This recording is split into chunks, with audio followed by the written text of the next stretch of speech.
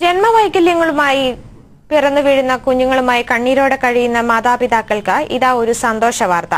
Autism, cerebral palsy തുടങ്ങിയ രോഗങ്ങളുള്ള കുട്ടികൾക്ക് സൗജന്യമായ ചികിത്സയ്ക്ക് പദ്ധതി ഒരുങ്ങുന്നു.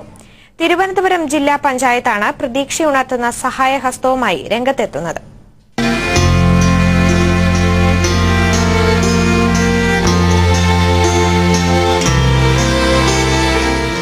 ഇത് ആരുടെയും മനസ്സിനെ പിടിച്ചുലയ്ക്കുന്ന കാഴ്ച.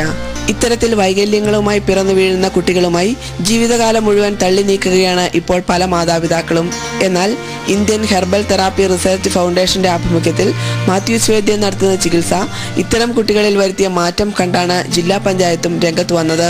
3 വയസ്സിൽ താഴെ പ്രായമുള്ള വൈകല്യം ബാധിച്ച കുട്ടികളെ പ്രകൃതി ചികിത്സയിലൂടെ സാധാരണ കുട്ടിയാക്കി മാറ്റുകയാണ് ആശ്വാസ് എന്ന ഈ പദ്ധതിയിലൂടെ.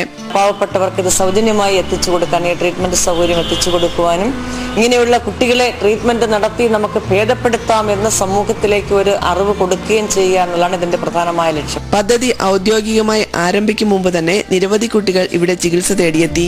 ഓരോ കുട്ടിയിലും ഉണ്ടാകുന്ന മാറ്റങ്ങൾ അമ്മമാരിലും പ്രതീക്ഷയുണർത്തുന്നു. വന്നപ്പോഴത്തേക്ക് കൊച്ചിനെ വിലങ്ങനെ ഇങ്ങനെ എടുത്തുകൊണ്ട് വരികയാണ് ചെയ്തത്. പക്ഷെ ഇപ്പൊ നല്ല ബലവും വന്നിട്ടുണ്ട്. നേരെ എടുക്കാനും കഴുത്തൊക്കെ നൂത്തിരിക്കുകയും ചെയ്യുന്നുണ്ട്. തിരുവനന്തപുരം ജില്ലാ പഞ്ചായത്തിന്റെ നേതൃത്വത്തിൽ നടക്കുന്ന ഈ ആശ്വാസ് പദ്ധതി നിരവധി പേർക്ക് ആശ്വാസം പകരും എന്നതിൽ സംശയമില്ല. ജയ്ഹിന്ദ് ന്യൂസ്, തിരുവനന്തപുരം.